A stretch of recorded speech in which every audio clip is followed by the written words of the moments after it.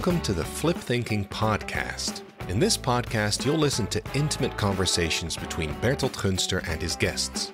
Together, they'll explore the guest's personal problem and try to make it feel lighter or make it disappear altogether. This can be achieved in different ways. Sometimes they can simply solve the problem, but more often than not, they'll find that they have to let go of expectations or views they hold about themselves. At other times, they can only observe the fact that there is a problem without judging it. And in some cases, they can flip think the problem.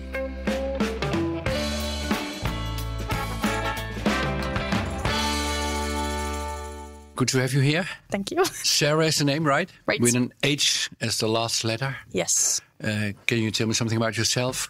Where do you come from? I'm Sarah. I'm 29 years old. Mm-hmm. I currently sort of live in the north of the Netherlands. Sort of live? Yeah, sort of live. live. What is sort of living? Well, for the majority of the time, I house and pet sit. So for people who go on vacation or holiday, I watch their pets. But you don't have your own place to stay, or? I have a place with a friend of mine. I live together with her. Uh-huh. But I don't come there very often. Or you don't have and you don't have a relationship with this girl, do you? No, it's just a friend, right. like yeah. a good friend. Yeah, right. Yeah. Okay. So that's where I live. So Yeah. say, yeah. Okay. Any more details about you before we get started, which might be interested for the listeners? I always like to say that I'm not from the north of the Netherlands. I was born in Den Bosch, and I'm a Bossable, as we call it. For those not familiar with the Netherlands, it's just in the south of the Netherlands, and you live at the moment in the north of the Netherlands. In the north, yes. But yes. the Netherlands is that small. There's only 200, 300 kilometers apart from one another. Yeah. Small country. Absolutely, yeah. And I have my own business. And in what? I always find it a hard question. At the moment, I'm not really active because, I just came out of a relationship. And are you making fun of this relationship by using such a funny tone? Relationship? I have many judgments about myself. I guess that's what's happening. Okay. So we'll find this out later, probably. Maybe. Out of relationship. I have 100 problems. Don't worry. No. Okay. So many problems. No, I just came out of a relationship a year ago, and then I started this house and pet sitting because I didn't know exactly where I wanted to settle. Mm-hmm. And then my company or my own business you can see it like sort of a sabbatical that I'm on, I guess. And I'm hoping secretly that this conversation I'm having with you today might make me feel more confident to that's a nice bridge. That's a nice bridge to the question of all questions. Sarah, what's your problem? My problem? Well, one of my problems is that I can't seem to get started with many things that are important to me. I have many ideas. I am a thinker, so I think a lot. I have many ideas, wishes, like desires or dreams and plans. But when I come to the point of starting, I freeze or I get overwhelmed and then nothing happens. So, can you give me an example of something you really want to do, but it doesn't take off? One of the things is getting myself out there concerning my own business. And, I want to make an impact. I want to earn more money. I want to do all kinds of things in that. And but these are all vague dreams. And vague, aren't they? I guess. Now, if you have a vague dream, then until now I only hear vague dreams. Sorry to interrupt you, but this is what I hear. And it's very logical that if you have a vague dream, then it's difficult to get started because the dream has to be concrete in a way to get started anyway. Right. Is there something concrete you want to do which you don't get started? Buy a car. Okay. So buy a car. This is concrete. Yeah. Thank you very much. So let's stick to this. Yeah, okay. I love the apparently absurd, irrelevant problems because there's a lot of truth, I think, to be discovered in the daily hassle. So you want to buy a car, but you don't buy a car. Right. Okay. Could you tell me something about this problem? Well, I've been wanting to buy a car since a while because I'm traveling a lot because of the house sitting. And I don't need it. Nothing is really necessary. Like there are alternatives to travel. Right. But having said that, for example, some of the places that I house or pet sit, the public transportation is not very... It's quite poor. Yes. Yeah. So you need a car. You don't have to convince me. I'm on board. Maybe I'm convincing myself. I really would like a car. It will save a lot of energy, a lot of time. So where's the hesitation? The point... I've come so far that I go to the car websites and I want to buy a used car. So I've even made a list, like what I would like: cruise control, air conditioning, all requirements. Yeah. And I made alerts on the websites to get informed if there's a car. So I according to your wishes. Yes, and I've asked for help around me from people who know. I guess you do have the money to buy. Yeah, I do have the money. Okay, that's also a check. Check. So what's holding you back? That's a good question. Thank you. At the There's a long silence here. Yeah. Fear, probably. Fear? You said fear, probably. Okay, tell me something about the probable fear then. I feel like I need help because I don't know a lot about cars and I want to make the right decision. You're afraid to make the wrong decision. I'm afraid to make the wrong decision. So what's wrong with making wrong decisions? Well, I'm tearing up. I don't know why. You're tearing up? Yeah, I don't know what's happening. I'll help you to stay with this feeling. What's wrong with making... You're crying now. Yeah, I'm sorry. No, don't be sorry. I love crying people. I embrace them. What's wrong? So let's pause a little. What's wrong with making a wrong mistake for you, right? Because I'm talking to Sarah. Yes. So what is it holds Sarah back? Being afraid of making wrong decisions. I don't know. I wasted money, time maybe. Then Where are you, Sarah, now at the moment, emotionally? There's a lot in Utrecht. Yeah, I'd ask emotionally. Where you are emotionally, it's a nice city, Utrecht, isn't it? So, but this triggers a lot of emotion, right? Yeah. So there's something really bothering you, being afraid to make the wrong decision. You came up with some words to describe this feeling.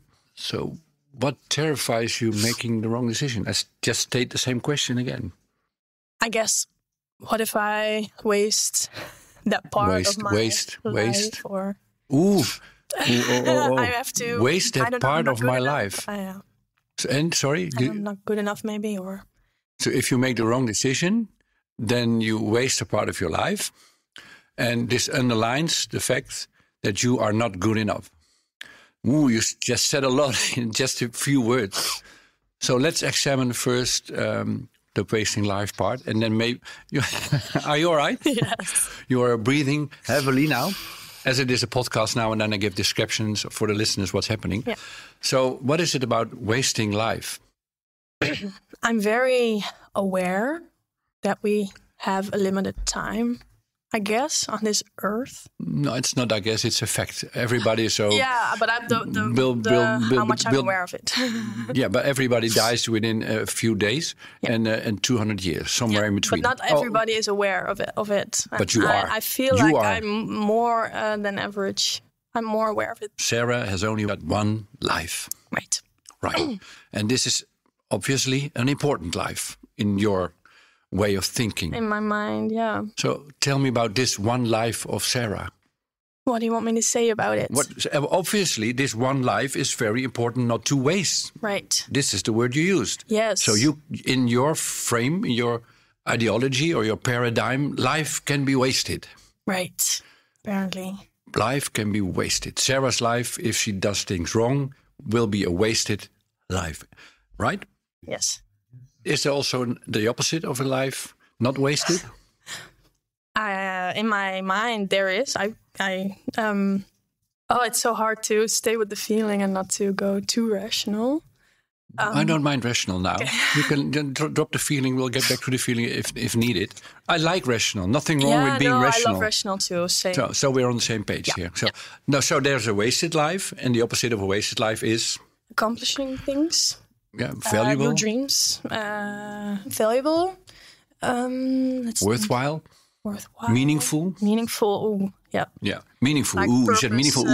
like purpose-driven, life fulfilled. that you Sarah can fulfilled die. something, your purpose, right? You really have done something with your life. Right. So you can, now you're sighing, and this is a strong affirmation, right? Yes. So you can waste your life, or you can have a meaningful, purposeful life, right? Yeah. Okay, this is how you think about life, about your life. Yes. So this is a thought. This is a conviction. Yeah. This is a rational construct your brain has created about your life and, of course, the life of other people. But I'm talking about your life now. Yeah. Now, this is your conviction, right? Is this conviction a reality? No. No. For me, it feels like a reality. It feels like. But I know it's not. So what is a reality about life that you do know? I don't. You don't know? No. No. Now, we're on the same page again. I don't know either. I don't know what life's about. And you just confirmed that you rationally also don't know. So there we have this emotional construct that life is worthless, wasted, or valuable. And then we have the knowledge that this conviction is in a way absurd. Now, what prevents you from letting go this conviction? Another good question. Thank you. What prevents me? Yeah, I have so many times that when I, for example, sit in silence or on the train on the way here, that I'm just sitting and staring out of the window, and everything feels like, it's like a wave of relaxation and realization. Like, okay, it's all good. Nothing. But this is what people that meditate hope to attain, such a state of mind. Yeah. And you get it in a train. Right. Right. So, and you love it. I love right? it. You love yes. it. But there's this voice in your head telling you, wasted time. Yes. Am I right? Yes. Yeah. What prohibits you of letting go? And just saying to yourself, I just don't know. Who cares?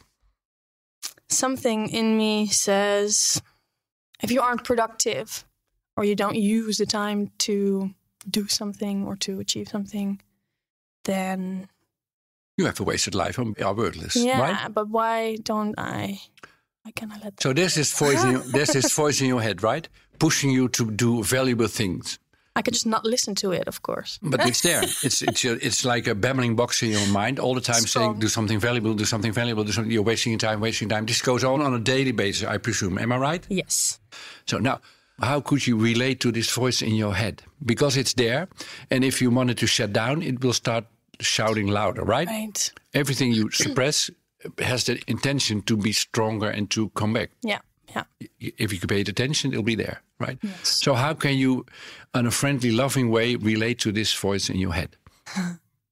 I think I know where you're getting at. But I'm not getting at any. I don't know. I don't know. What my first instinct maybe you are getting is, at something somewhere. Yeah, being understanding to it or being nice to it. Okay, great. Like maybe almost like a child. Yeah, good, very good. And like, so, what it's would interesting that you think that. I should have a valuable, meaningful life. Thank you very much for. And then. Thank you for wanting me to have my best life. Yeah, thank you for pushing me forward. Right, because it's to make also me a good thing, to make me do course. valuable things. Right. Thank you. It's not bad. But it's also okay. This is an interesting. This is a liberating. But right. But right. You don't have to prove anything or do anything to make your life worthwhile. No, this doesn't work because this voice will say, but it does. Ah, You're trying to convince me something, but I really believe life has to be valuable. You have to have a meaningful life. Do something useful. Buy a car. Get your life started. Move. Accomplish things. Yes. You can't silence the voice by a discussion or debate, is my assumption. You agree on this? I think that's true, yeah. Okay, so if this doesn't work, so what other interventions could you have to have a meaningful, right, dialogue with this voice in your head? Thank you very much for pushing me forward. Yeah, but my life is already wasted. I don't know. No, I would say something like, but not now. Or maybe tomorrow again. I'll listen to you. I'm just insecure now what valuable things I could do. I don't know. But thank you very much for the advice. Like you're telling a father or mother, being very severe and pushing you forward in life to accomplish all kinds of things. Thank you very much for the push. You want the best out of me. but I won't listen now. Right. Maybe tomorrow, maybe the day after tomorrow, right. But not now. Because I just don't feel like it. Wow. Because I sit in a train, I'm looking outside the window, I'm having a great time, and I don't want to do useful things at this moment. Thank you very much. It's an option, not an obligation. Yeah. How does it feel? Uncomfortable. Uncomfortable? A little, yeah. Because I did that on the train a little. I felt this urge or the voice. I heard the voice saying, well, you're on a train for like 2 hours. You can use your time. Do a lot with that time. Yeah. But I decided to just play a game on my phone or to watch stare out the window.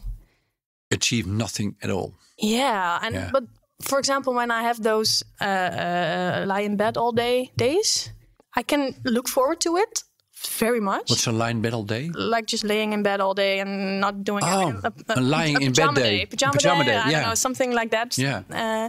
You can look forward to this? Lot, yeah. A lot. Like, oh my God, that's so nice to... Just do nothing. Do nothing. But then when the day comes, or especially at the end of the day or towards the end of the day... The day before, I presume? No. On the day itself. I am wearing my pajama all day and lying in bed or on the couch or watching series or whatever. Then I get this feeling that I wasted my day. Yeah, of course. I mean, what are we talking about? Yeah. But it just doesn't make me happy also. Lying in bed all day? No.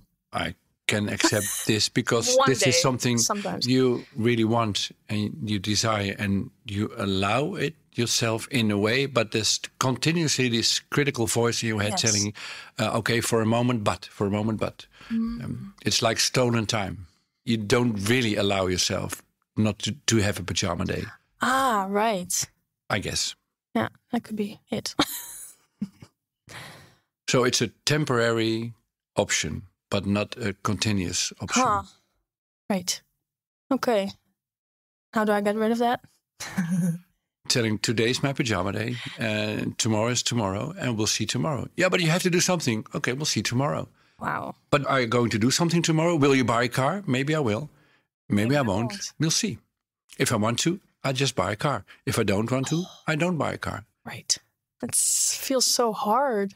Maybe it's something I have to get used to, I think, obviously. But when I think about doing that, saying that to that voice in my head, then I immediately feel like this contraction. Yeah. That I don't even want to do that.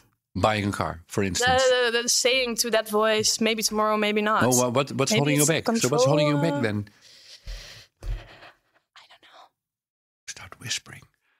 I'm very annoyed with myself now. Yeah, you're annoyed with yourself? A little, yeah, that I don't have like a clear answer.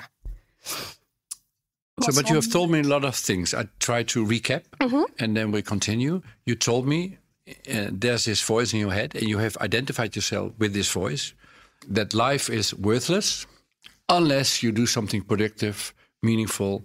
So then life has been, when you look back, then life was worth living. And if you don't do all these things, then life is a waste. This is what you told me. This is what this voice is telling you in your head all the time. Yeah. And you know rationally this is a conviction, an idea, and this idea doesn't help you. But this voice is there, right? So this is what we have established until now.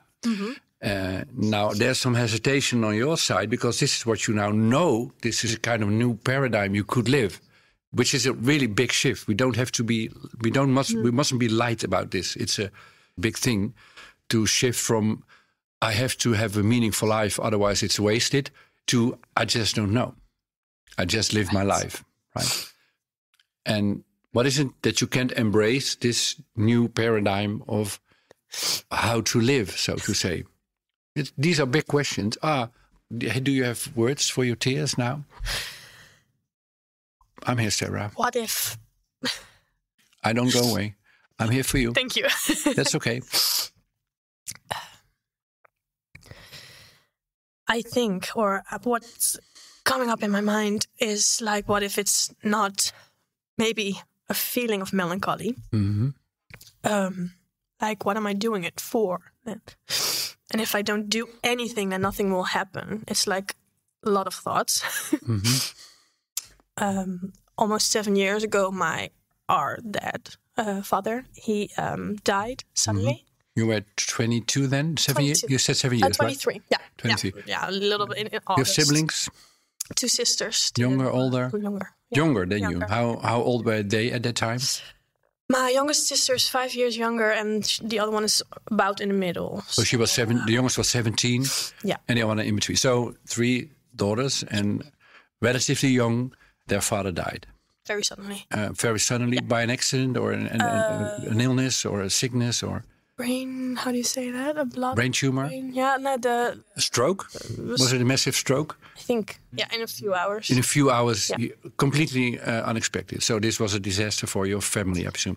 Was there a mother involved too? Yes. Yeah. Yeah. Okay. So were you living at home at that time? No, I was living in Leeuwarden already, and my parents lived in the way east. In the north, and the other 2 sisters, where did they live at that time? The youngest, she lived with my parents, but was with my grandparents in Rotterdam at the moment. And my other sister, she lived in the city, about half an hour from where my parents lived. Okay. What was the effect of the sudden death of your father on you? I remember, because he was like alive for a few hours before his heart gave out. And I remember sitting in the hospital room and the doctor saying, okay, he's not going to come out of this. And I remember thinking, that's not possible. I'm only 43.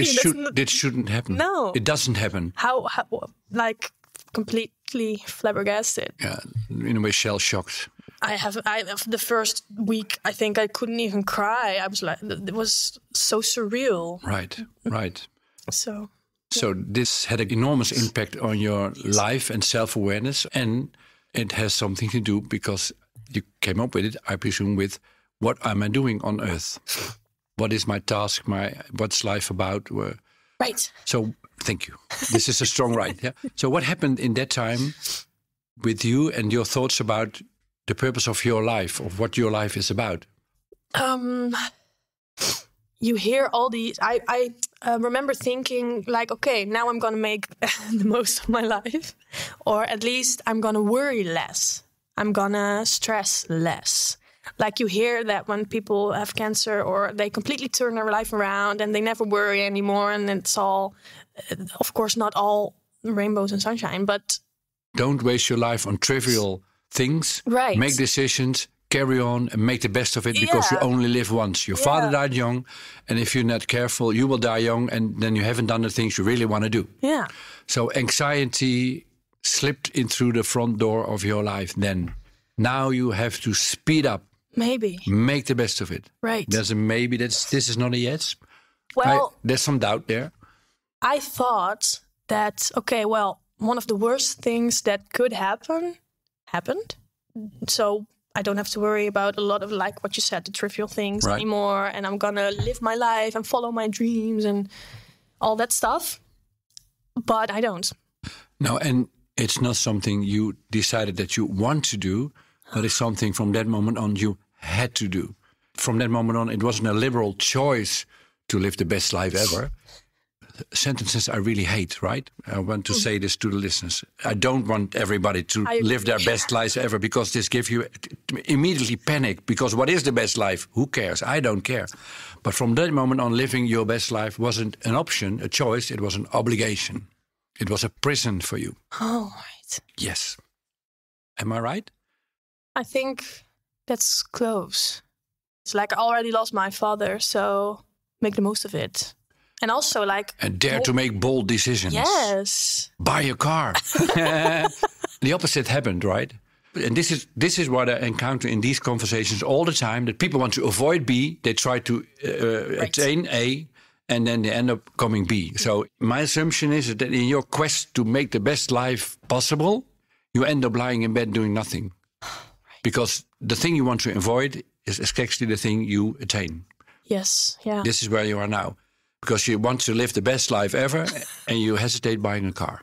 Right. Which is in a way funny and stupid and sad. But I like, of all these words, I like the word funny best, right? Yeah. Which is funny. Yeah. It's ironic. Right. Yeah. You get what you want to avoid. Yes. Yeah. Clear. Yes. There we have a clear-cut answer. I guess, yeah. You guess. You're saying a lot of time, I guess. Well, I also always it takes say, I guess time. it needs a little bit of time to land. It's a lot to digest this. Yeah. So I will recap again. Living the best life ever isn't an option. It's a necessity. It's a prison. And your father confronted you with that everybody can die young. So make the bold decisions. Don't waste time looking at a train, doing nothing, or playing a game, or having a pyjama day. Okay, for a rest day or in between, that's fine. But then get up in the morning and then life really starts. Buy a car, right? And this is not an option, it's a necessity. And if you don't buy the car, then you immediately confront yourself with, I'm worthless, I don't do the things I want to do. You see, now life is wasted, I'm doing things, trivial things. And this is extremely painful. If I identify with you, this must be extremely painful. Looking at a screen with a lot of cars you can buy, doing nothing, you're wasting your life. Right. You're not just not buying a car, you're wasting your life. Yeah, right. I'm wasting time. Yeah. So you don't want to buy a car. You want to buy, at that moment, a useful, meaningful, purposeful life. And this is why you can buy a car, because the task is too grand, too big, too immense. Well, yeah. But what's the best car? And does it have to be today? Can it be tomorrow, right? Right. Just buy the car. It doesn't matter at all. Buy something with wheels. As long as it moves, it's fine. Buy a wrong car and sell it again and buy a new one. I don't care. Just buy a car. Or don't buy a car. I don't care. No. But you care. Yeah. There's this voice in your head cares. You have to make the best out of your life. Yeah, and also that raises the question of money. Mm-hmm. I'm afraid to fear of lack of money, I guess. Because what if I make the wrong decision in this case, then I buy something that's pretty a big purchase. Yeah. And it falls apart the next day. Having no guarantee, right? Yes. No guarantee at all. No, you have to be a little bit lucky. Or a little bit of luck is involved. I think you are now entering the second topic you mentioned. No, it's okay. In the beginning you said, I have to be valuable, I make good choice, whatever. And I don't allow myself to make mistakes. Yes. I think we have a dual problem situation. First is, I want to have a valuable life. And now I think we make a shift to a new topic, which is Sarah doesn't allow herself to make mistakes. Could be, yeah. Could be. Yeah. There's also a could be. So carefully we will investigate the could be, right? Yes. So can you tell me, how is it with you and making bad decisions, making mistakes, buying a car that even doesn't drive? Right. And people make mistakes buying cars. So this is not imaginary. It can happen, right? Yes, yes. Imagine you bought a car. Yeah. It turned out to be a big mistake. You lost a lot of money. So how do you then judge yourself? This is, I think, the question, right? Right. What feelings derive from this imaginary situation that Sarah has really made a big mistake? Then I'm stupid. Stupid. Yes. This is what you tell yourself. And maybe, stupid girl. I could have prevented it. Yeah. And that's stupid if you could have prevented it. Yeah, if you were a little bit more intelligent, maybe careful, whatever. Is stupid the word then? If I asked for more help, or... Well, I had this conversation about the partner of my mother, the new partner, who I asked if he could help me with the knowledge that he has. He's not a car mechanic or anything, but he knows a little bit more than you. Yeah. I mean, he has bought some cars in his life, I guess, right? Yeah. And you asked for help. I asked for help, yeah. Right. And then my mother said something like, but it will always be your choice. And that was like she alluded to that it's my responsibility, of course. When you make a wrong decision, you can blame on him. This is what you told. Yeah. Then blame it on yourself. Yes. And that triggered something in you. Well, I agree on a rational level, absolutely. Because I can acquire information and I can ask and for it help is your decision. But it is your money. Precies. Exactly. Exactly, yeah. Precies in Dutch. Precies. Yeah. It's my decision and also my responsibility. Yeah, right. But that scares the hell out of you. Because can I carry that? Can I do that? You just asked yourself a very good question. So I will repeat the thing you just asked. Can you carry this? Right. What's so scary about making the wrong decision? Really making a stupid decision, right? Yes. I don't know. Okay, I help you, right? Yes. And I like the topic you entered, buying a car, because this is very concrete and it's a good metaphor for exploring all your questions. So we stick to the car. Yeah. I don't need more examples. The car is a great example. So you got advice from your mother's new boyfriend, friend, husband, whatever. Yeah. And you investigated some more. You did your best. You bought a car in the assumption that it was a good choice. You were really convinced of it. And then 2 weeks later, you found out there's no guarantee. You were fooled by the car salesman. You did everything wrong. All your money is gone. You have to bring it to the demolition. And you have to pay money to get rid of the car even. So you're financially on the verge of despair in one way. So I make it really a big mistake, right? So this is what happened. Imagine this happened. So how would you then judge yourself? This is the question. How would I judge myself? Yeah. It's really... Just go to your feelings. Just say the words that just come up. How would you judge yourself? Then I can't take care of myself and I'm all alone and I wanted to say nothing to live for anymore. Oh, that's it. We were talking about a car, didn't we? Aren't we just going back to the thing we just have found out, that life should be what? That has nothing to do with a judgment about who you are, but a judgment about what we already have found, that your life is without meaning, wasted if you make wrong decisions. You really have to make the best decisions to have a meaningful life. That's my assumption. Could be. And also you said you did your best. You did your utmost best. That's and also still, that triggers something. That did something, yeah. Like, explore. I wanted to respond and I was a good girl, you know. And still you were so hard trying to be a good girl, but and then still making the worst decision ever. Right. So why do you live then? Yeah, maybe. Yeah. No, you came up with what am I living for then? So making bad decisions is not just buying a car and then getting a wrong car. It's really about this whole idea about why you are here on Earth is shaking. Wow. It becomes insecure for you.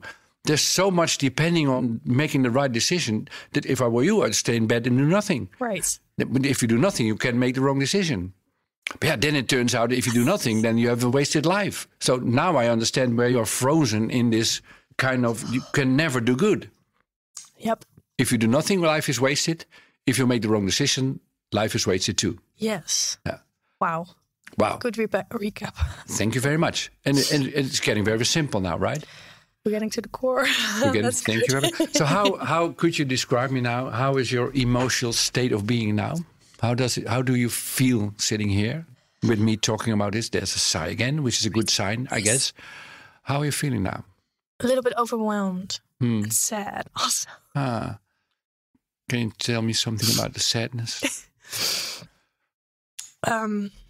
Maybe it's a realization or that it's sinking in or something. I just find life hard sometimes, I guess. I help you to make it a little bit lighter, hopefully. From your 22nd birthday, your father died this year, until now, you're 29 years, 7 years long, you have really hard tried to make something out of life. And now in this conversation with me, you come to the realization that you just can let go of this need. And in a way, this must be hard because you did your best. And it was an unnecessary quest. Right. You don't have to do this anymore.